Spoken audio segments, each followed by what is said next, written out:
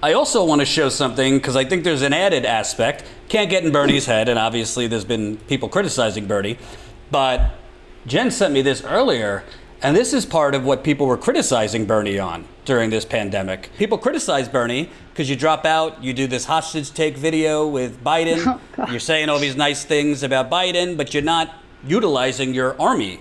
This huge army you had, I did a story on it, the email list, your Slack channel. Well, could be misreading that, but it looks like Bernie's getting the band back together. This is addressed to Jenn. During our campaign for president, our historic grassroots movement, blah, blah, blah, blah, blah. Now more than ever, it is critical that we all stay engaged and involved in our communities. That's why we're so excited to announce that we will be opening our volunteer Slack to help continue coordinating and organizing for needed progressive change in this country. Slack is an easy way to blah, blah, blah, blah, blah. So why I'm bringing this up in the context of if Biden were president, Bernie's Slack had 70,000 active members. That's more than the Democratic Socialists of America, like national organization, which has been growing extensively. So if Bernie is reopening his Slack, which, Jenn, you know more about Slack than I, but can be used for email marketing, digital organizing, phone banking, organizing phone banking, helping local campaigns, I mean, you name it.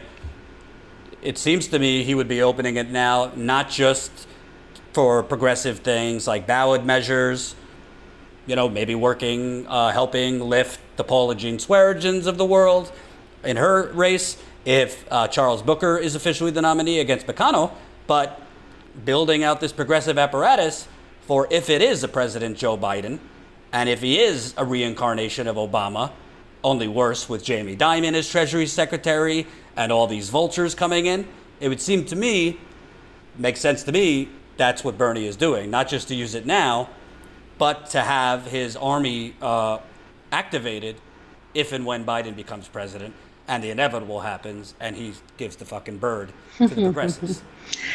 I am personally, as a human being, I'm the biggest Bernie stan that could ever be because of his policies. But I am really upset. Don't tell Jimmy. Oh, you have little Bernie. So mine's still in the box for collector value. But I have to say, I'm really, again, as a human being, a progressive human, I'm really irritated with Bernie and his campaign, whoever he has around him these days, that it's taken this long. Why on earth has this enormous Slack not been used already? It's been months since Bernie dropped out. Why hasn't he been using this to boost progressives all along? Why hasn't this been used for grassroots organizing all along? Why did it take until, I received that email yesterday because it's in the volunteer Slack to monitor it? Why did I just receive that yesterday and it hasn't been utilized all along? So I like, there's a lot of criticism to have with Bernie right now that a lot of momentum that people had could have been used and wasn't. It's good. I can't criticize that now they're opening it back up. That's a good thing. But if people are out of the habit of doing something, there were people who the first thing they did was check that Slack every single day. There were people who had those notifications turned on their phone, and they were religious about checking those, doing the action items that the Bernie team had for them. Why was that stopped? It's great that it's going to be used now, but a lot of the momentum they had is gone. Right. I can't answer that. And, I got some grief for the piece I wrote on statuscoup.com. Yes, we have a website. Go there. But you know what? I can't answer that. I've heard many different things from different people in Bernie's campaign. One was he was burnt out. Another was he's a human being. He's been he's been in this fight for 40 years, and he was on like the cusp of actually winning for once. So it's a huge defeat as a human being to be that close and lose.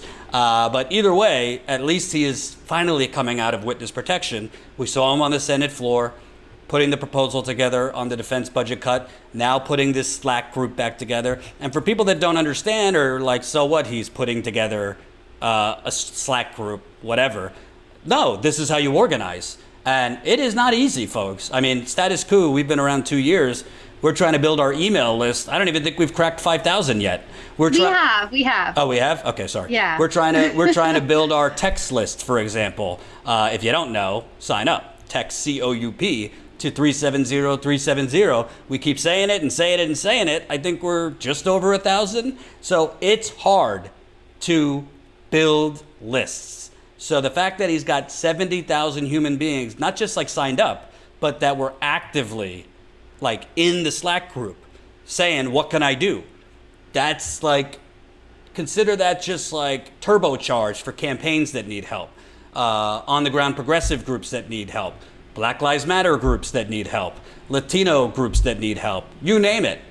Within the law, obviously. I don't really know, like, is this part of Friends with Bernie? Is this part of our revolution? I think it would be part of Friends with Bernie, which is like a extended campaign committee. But the point is, this is what progressives need, because the only way you're going to defeat these establishment candidates is to out-organize. And I think in the case of Jamal Bowman, we saw, yes, it's about organizing, but you also need to capitalize on opportunities. I was saying yesterday, Jen, Bowman, unlike Bernie, frankly, he got an opportunity. Elliot Engel putting his foot in his mouth, saying, "Oh, I wouldn't ask if I wasn't had in a primary," and he hit him. He did ads going at him for this. Just as Democrats went on the air for him, attacking Elliot Engel. He went negative, and it worked.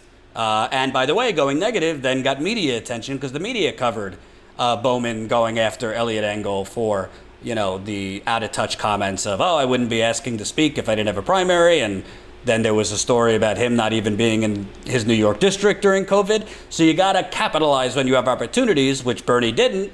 You know, did he ever run any ads? Joe Biden telling Wall Street donors, you know, I'll fluff your pillows, nothing's going to change? No. I mean, Biden gave him opportunity after opportunity after opportunity. So did Buttigieg. And he chose, you know, we have gone over this. But I think it's a good thing that he's reestablishing this Slack group, because it's not about Slack, it's about organizing. You have the bodies, you have the numbers, and on the local level, congressional, Senate, local, you know, state assembly, state senates, you have this army to help various causes. So that's a good thing. Hope you enjoyed that last video. Hop on over to statuscoup.com where you can sign up for our email list and become a member for as low as $5 to $10 a month.